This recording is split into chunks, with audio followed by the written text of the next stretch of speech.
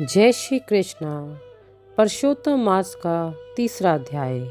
हे नारद जी, जो कुछ भगवान कृष्ण ने राजा युधिष्ठिर से कहा वही मैं तुमसे कहता हूँ। एक समय धर्मराज युधिष्ठिर जुए में दुर्योधन से सब कुछ हार गए तो द्रौपदी को बालों से पकड़कर दुष्ट दुशासन ने खींचा और वस्त्र भी पकड़कर खींचे तो कृष्ण भगवान ने रक्षा की। उसके पश्चात युधिष्ठिर आदि राज्य को छोड़कर काम्यक वन को चले गए। वहाँ पर वन में युधिष्ठिर द्रौपदी आदि बाल बिखेरे वन में रहने वाले हाथियों की तरह वन के फलों को खाकर अति दुख को प्राप्त हुए। एक समय देवकी के पुत्र श्री कृष्ण भगवान उनको दुखी जानकर वन में आए। उस समय युधिष्ठिर जी श्री कृष्ण भगवान को देखकर ऐसे प्रसन्न हुए मानो देह में प्राण आ गए हों। वह बड़े प्रेम से मिले और हरि के चरण कमलों में नमस्कार किया। द्रौपदी ने भी प्रणाम किया।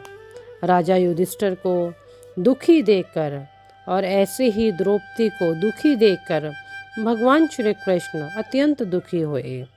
जब विश्व आत्मा भक्त वत्सल भगवान ने दुर्योधन को भस्म करने के लिए क्रोध किया तो मानो करोड़ों काल कराल के समान मुख से परले काल की अग्नि उठी। दांतों को पीसते हुए मानो त्रिलोक को भस्म कर देंगे। तब अर्जुन भय से कांप उठे। युधिष्ठिर और द्रौपदी तथा दूसरे उपस्थित जन हाथ जोड़कर भगवान को प्रसन्न करने के लिए स्तुति करने लगे। तब श्री कृष्ण भगवान अर्जुन के इस प्रकार स्तुति वचन सुनकर शीतल हो गए। फिर प्रेम से व्याकुल होकर युधिष्ठिर आदि श्री भगवान को बारंबार नमस्कार करने लगे। श्री नारायण कहने लगे कि हे नारद जी, इस प्रकार प्रेम से मगन हो सिर झुकाकर हाथ जोड़कर बारंबार भगवान श्री कृष्ण को नमस्कार कर अर्जुन ने भगवान श्री कृष्ण से जो प्रश्न किया वह मैं तुमसे कहता हूँ। हरि भगवान यह सब सुनकर पांडवों के हित कारक वचन कहने लगे। कृष्ण बोले कि अर्जुन, मेरे वचनों को सुनो और आपने जो अपूर्व प्रश्न किया है इस समय मैं उसका उत्तर देने को समर्थ नहीं हूँ।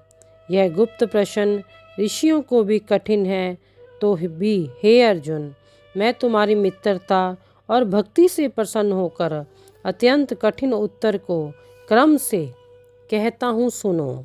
हे अर्जुन, एक समय में संयोगवश अधिक मास आया। उसको सब असहाय, निंदक, अपूज्य, मलमास और नवी की संक्रांति से वर्जित ऐसे कहते हैं। मलमास होने से स्पर्श करने योग्य नहीं है, सब कर्मों में निंदित है।